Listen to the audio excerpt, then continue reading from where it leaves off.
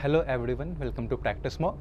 आज का जो सेशन है वो एरर स्पॉटिंग का है और ये सेशन आपके अपकमिंग बैंक एग्ज़ाम्स के लिए वेरी वेरी वेरी इंपॉर्टेंट है। क्यों है? क्योंकि आज के सेशन में हम variety of error spotting question discuss करेंगे, उन्हें सॉल्व करने का अप्रोच देखेंगे और कॉन्सेप्ट्स भी सीखेंगे, जिससे जो आने वाले बैंक एग्ज़ाम्स हैं उसमें आपको एरर के क्वेश्चन में काफ़ी हेल्प मिलेगा। तो चलिए स्टार्ट करते हैं। पहला क्वेश्चन, ये डिफरेंट टाइप ऑफ क्वेश्चन है। इसमें एक सेंटेंस है, उसको ही डिवाइड कर दिया गया है ऑप्शंस में और हमें देखना है कि इस सेंटेंस में एरर क्या है या इस सेंटेंस में एरर नहीं है। तो ठीक है, चलिए रीड करते हैं पहले। For much of the English speaking world, China seems to have become an existential threat that must be vigorously oppose. अब ये जो सेंटेंस दिया है इसमें एरर कहाँ पे है? तो एरर हमारा ए में नहीं, बी में नहीं, सी में नहीं, डी पार्ट में है। क्या है? यहाँ जो वर्ब है अपोज, ये अपोज्ड होगी। अब क्यों होगी? क्योंकि यहाँ पे हम देख रहे हैं, यहाँ पे है मस्ट, ये मॉडल वर्ब है, उसके बाद बी है और उसके बाद ये एडवर्ब है, उसके बाद ये वर्ब आई है। तो जब भी हम ये कंस्ट्रक्शन बी प्लस वर्ब, ये जो कंस्ट्रक्शन होता है बी प्लस वर्ब का, ये एक पासिव कंस्ट्रक्शन होता है और इसमें जो वर्ब आती है वो हमेशा पास्ट पार्टिसिपल फॉर्म में आती है, यानी कि जो थर्ड फॉर्म होती है।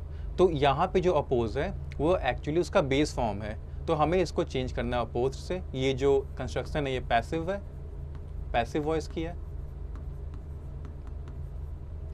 तो हमारा एरर किस में था? डी में था। नेक्स्ट क्वेश्चन पे आते हैं। China and the US may see themselves as competitors for world leadership, but them are still more closely economically integrated than the US and USSR were in 1980, you no error. तो ये sentence में error कहाँ है हमारा? तो error है part सी में, यहाँ देम है, इसको हम रिप्लेस कर देंगे दे से। अब क्यों किया हमने देम को दे क्यों किया? क्योंकि अगर आप देख रहे हैं तो यहाँ बट है, बट से पहले China and the US may see themselves as competitors for world leadership, ये एक क्लॉज है। ये क्लॉज यहाँ से चाइना से स्टार्ट होके लीडरशिप पे ख़त्म हो गया, फिर हमारा कंजंक्शन बट आया। अब उसके बाद से ये सेकंड क्लॉज स्टार्ट हुआ है, तो ये देम से लेके 1980 तक। तो क्लॉज जब भी स्टार्ट होता है तो एक सब्जेक्ट के साथ स्टार्ट होता है और हमें यहाँ पे एक सब्जेक्ट चाहिए, किसका? इस आर वर्ब का। ये जो वर्ब है, इस वर्ब से पहले जो भी नाउन होगा या प्रोनाउन होगा वो सब्जेक्ट आएगा। पर देम जो होता है, देम क्या होता है? ये ऑब्जेक्टिव प्रोनाउन होता है, ये वर्ब के बाद आता है। और दे क्या होता है? दे होता है सब्जेक्टिव प्रोनाउन। तो इसीलिए हम देम को दे कर देंगे। तो हमारा एरर किस में था? पार्ट सी में था। ये देखते हैं। Athletes and sports officials have been warned not to speak out or they could being punished under Chinese law. अब इस सेंटेंस में ये जो क्वेश्चन है, इसमें जो सेंटेंस हमें दिया गया है, इसमें एरर कहाँ पे है? तो एरर हमारा पार्ट सी में है, यहाँ पे बीइंग दिया हुआ है। ये जो बीइंग है ये प्रेजेंट पार्टिसिपल है, किसकी? बी की। ये जो बी वर्ब है उसकी प्रेजेंट पार्टिसिपल फॉर्म है। बट अगर आप यहाँ देख रहे हैं तो कुड, यहाँ पे कुड आया है। कुड क्या होता है?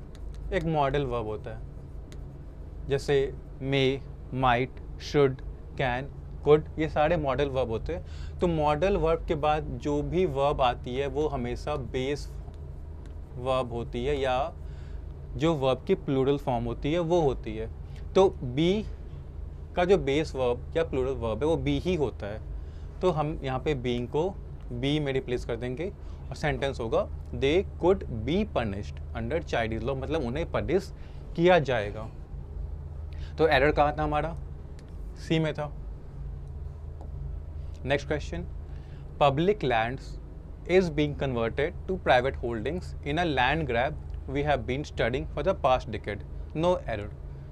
इस सेंटेंस में कहाँ एरर है? तो एरर हमारा है यहाँ पार्ट ए में, पब्लिक लैंड्स, एक से ज़्यादा लैंड की बात हो रही है। तो क्या है ये? प्लूरल सब्जेक्ट है। अब आपको पता है कि प्लूरल सब्जेक्ट के बाद जो वर्ब आती है वो प्लूरल ही होती है, पर जो ये इज है ये सिंगुलर है, ये जाएगा यहाँ से और इसके प्लेस पे आएगा आर, जो कि हमारी प्लूरल वर्ब है। तो सेंटेंस क्या हो जाएगा? Public lands are being converted to private holdings in a land grab we have been studying for the past decade. ये जो नाउन है लैंड ग्रैब, इसका मतलब होता है एक एक्टिविटी जिसमें बहुत जल्दी किसी लैंड को अक्वायर कर लिया जाता है, बहुत जल्दी फोर्स के थ्रू, फॉर अपने यूज़ के लिए। तो वो कहना चाह रहे हैं कि लैंड ग्रैब जो हो रहा है, जो एक्टिविटी हो रही है, उसमें पब्लिक लैंड्स को प्राइवेट होल्डिंग्स में कन्वर्ट किया जा रहा है। चलिए, इसमें एरर कहाँ पे था? हमारा एरर था इसमें पार्ट ए में। अब देखते हैं, North Korea which also has dozens of nuclear weapons sign that treaty in 1985 but withdraws in 2003, no error. अब इस सेंटेंस में कहाँ पे एरर है? तो इस सेंटेंस में जिस कॉन्सेप्ट पे जो एरर बनाया गया है, ये काफ़ी इंपॉर्टेंट कॉन्सेप्ट है जो आपको सीखना काफ़ी ज़रूरी है। यहाँ पे देखिए पार्ट सी में क्या लिखा, स्टार्ट से पढ़ते हैं। North Korea which also has dozens of nuclear weapons signed that treaty in 1985, past की बात हो रही है, इसीलिए यहाँ पे जो साइंड वर्ब है पास्ट टेंस फॉर्म है, ठीक है, पास्ट टेंस फॉर्म है वर्ब का, साइंड वर्ब का पास्ट टेंस फॉर्म।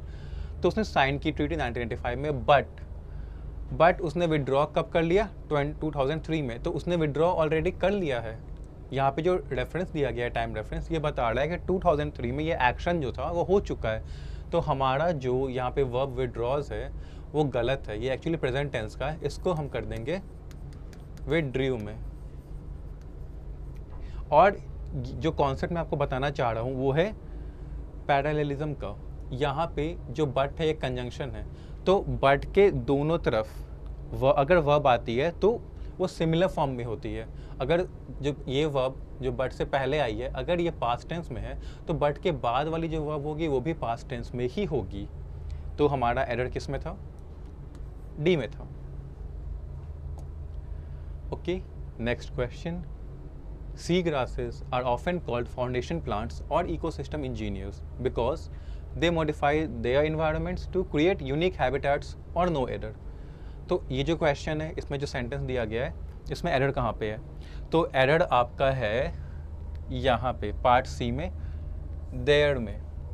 जो गड़बड़ हुई है सेंटेंस में, उस देयर की यूज से हुई है। ये कहना क्या चाह रहा है कि सी ग्रासेस को कहा जाता है फाउंडेशन प्लांट्स या इकोसिस्टम इंजीनियर्स। क्यों? क्योंकि वो अपने इन्वायरमेंट्स को मॉडिफाई करते हैं यूनिक हैबिटेट्स बनाने के लिए। उनके इन्वायरमेंट्स, हमें पोजेशन दिखाना है, और चूँकि सी ग्रासेस एक प्लूरल नाउन है तो हमें उनके लिए देयर ये प्रोनाउन यूज़ करना होगा। बट देयर जो होता है ये तो एक एडवर्ब होता है, इसका मतलब होता है यहाँ, वहाँ, ठीक है। तो देयर एडवर्ब होता है, ठीक है, पोजीशन शो करता है, जैसे पुट इट देयर, उसे वहाँ रख दो, गो देयर, वहाँ जाओ, स्लीप देयर, वहाँ पे सो जाओ। तो देयर का यूज़ हम पोजीशन या प्लेस दिखाने के लिए करते हैं, बट हमें यहाँ प्लेस या पोजीशन नहीं दिखानी थी, हमें पोजेशन दिखाना था कि जो इन्वायरमेंट है वो सी ग्रासेस का है, तो हमने उनके लिए देयर यूज़ किया। तो हमारा जो एरर था उसमें, इस सेंटेंस में, वो सी में था। Okay, The future of the Antarctic hangs in the balance and these cities have a key role to play in securing the future of this fragile continent. No error. इस question में error कहाँ पे है? तो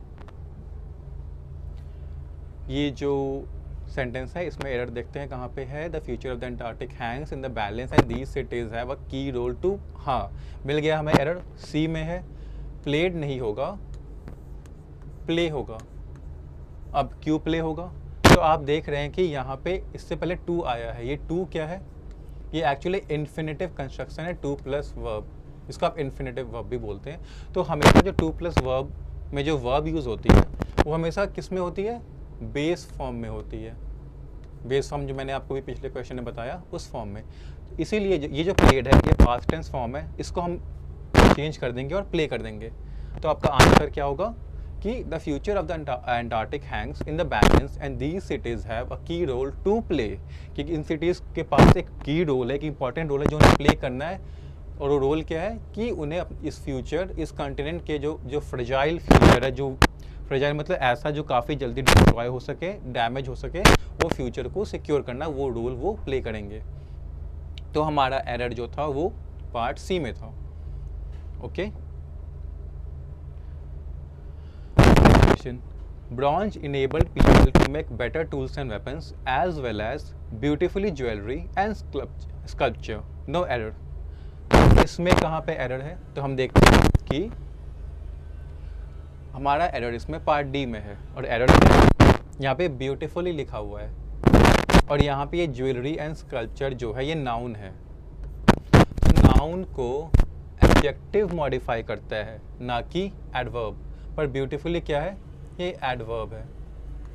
हमें एक adjective चाहिए, तो ब्यूटीफुली का एडजेक्टिव फॉर्म क्या होता है? ब्यूटीफुल मतलब खूबसूरत।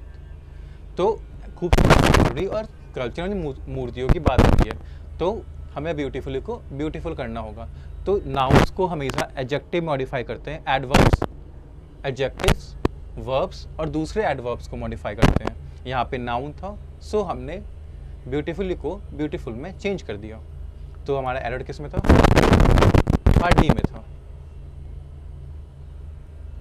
Okay, naval operation also facilitated the conquer of the French colonies in Nova Scotia and Newfoundland. No error. अब इसमें भी एक कॉन्सेप्ट है जो आपको सीखना जरूरी है। बताता हूँ, पहले मैं बता देता हूँ कि एरर आपका बी पार्ट में है। एरर कहाँ है? तो आप देखें कि यहाँ पे कॉन्कर लिखा है, यहाँ पे नेवल ऑपरेशंस जो सब्जेक्ट है, ऑल्सो फैसिलिटेटेड, इसने फैसिलिटेट किया, ये वर्ब है हमारी, ये हमारा सब्जेक्ट है, ये एडवर्ब है जो वर्ब को मॉडिफाई कर रहा है, ये एडवर्ब है। हाँ, तो वर्ब के बाद वर्ब की ऑब्जेक्ट आएगी, और उस ऑब्जेक्ट के लिए ही ये जो द है, ये डिटरमाइनर आर्टिकल वो यूज़ हुआ है। बट कॉन्कर तो वर्ब है, तो क्या ये ऑब्जेक्ट बन सकता है वर्ब का? क्या एक वर्ब दूसरे वर्ब का ऑब्जेक्ट बन सकता है? तो ऐसे तो नहीं बन सकता। बट अगर हम यहाँ पे कॉन्कर की जगह कॉन्करिंग लिख दें, जो कि आपको लगेगा कि ये सर ये भी तो वर्ब की फॉर्म है, तो ये क्या है? ये एक जेरेंड है, मतलब वर्ब की फॉर्म जिसमें आईएनजी लगा होता है, जिन्हें हम जेरेंड कहते हैं, वो एक तरह से नाउन का ही रोल प्ले करती है, और ये वो सारे काम करती है जो नाउन्स करते हैं। मींस वर्ब का सब्जेक्ट बन सकती है, वर्ब का ऑब्जेक्ट बन सकती है, सेंटेंसेस स्टार्ट कर सकती है। तो यहाँ पे फैसिलिटेटेड द कॉन्कर, नहीं कॉन्करिंग आएगा। ये जो बेस फॉर्म वर्ब है उसे हमें एक जेरेंड से चेंज करना था। तो एरर था हमारा पार्ट बी में। तो जेरेंड्स क्या होते हैं? जेरेंड्स आईएनजी फॉर्म होते हैं वर्ब्स के, जिन्हें नाउन्स की तरह हम यूज़ कर सकते हैं। ओके, सो ये sentence, transforming the role of data in addressing major social economic issues will help various government organization. No error. ये आपका होमवर्क क्वेश्चन है, इसका जो आंसर है वो आपको कमेंट सेक्शन में बताना है। ओके, सो आज का सेशन इतना ही। आई होप कि आपको बहुत इंपॉर्टेंट कॉन्सेप्ट्स सीखने को मिला होगा, और आपकी पढ़ाई भी अच्छी चल रही होगी एग्ज़ाम के लिए। तो आई होप कि आज जो आपने कॉन्सेप्ट सीखे वो आप अपने जब भी आप मॉक्स देंगे या एग्ज़ाम में बैठेंगे तो आपको वो कॉन्सेप्ट्स काफ़ी काम आएंगे। सो ये आपका होमवर्क क्वेश्चन है, इसका आंसर आप कमेंट सेक्शन में कर दीजिएगा। सो आज के लिए इतना ही aspirants. Thank you and have a nice day.